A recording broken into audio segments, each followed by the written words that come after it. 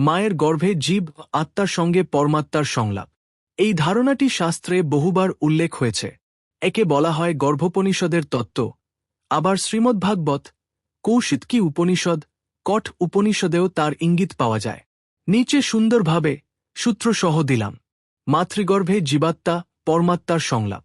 শাস্ত্রীয় বর্ণনা রেফারেন্স ১. শ্রীমদ্ভাগবত মহাপুরাণে স্কন্ধ ৩ অধ্যায় ৩১।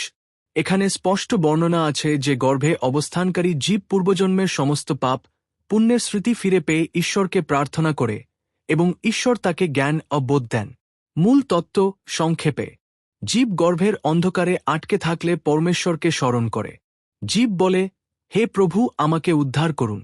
জন্মালে আপনার ভক্ত হব। পরমাত্মা তার হৃদয়ে জ্ঞান প্রবাহিত করেন।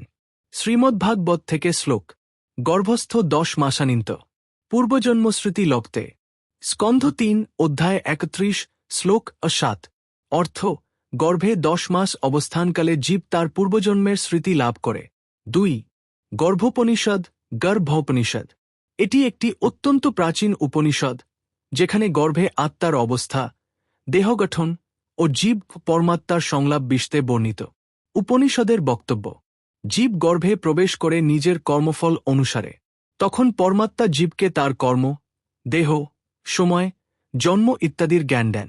জীব প্রতিজ্ঞা করে, জন্মের পর ধর্ম পালন করব। উদ্ধৃতি, গর্ভস্থ জীব ব্রহ্মণং প্রার্থয়তে।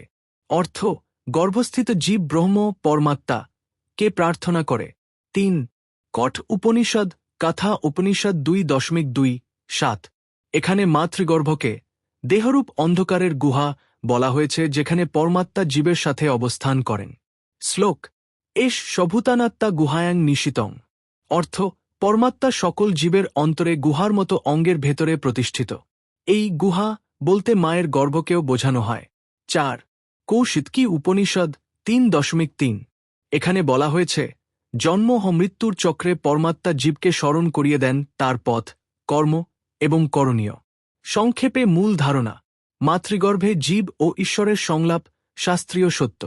জীব গর্ভে প্রবেশ করলে তার পূর্বজন্মের পাপ পুণ্যের স্মৃতি ফেরে। সেই অবস্থায় সে ঈশ্বরকে স্মরণ করে মুক্তির জন্য প্রার্থনা করে।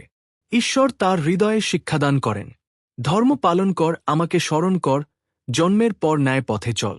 কিন্তু জন্ম হওয়া মাত্র মায়া, ইলিউশন, তাকে সব ভুলিয়ে দেয়।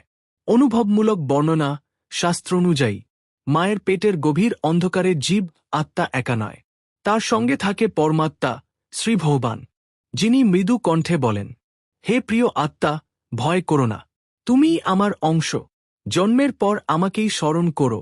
জীব কাঁদতে কাঁদতে প্রতিজ্ঞা করে, হে নাথ, জন্মালে আপন ভৃত্য হব।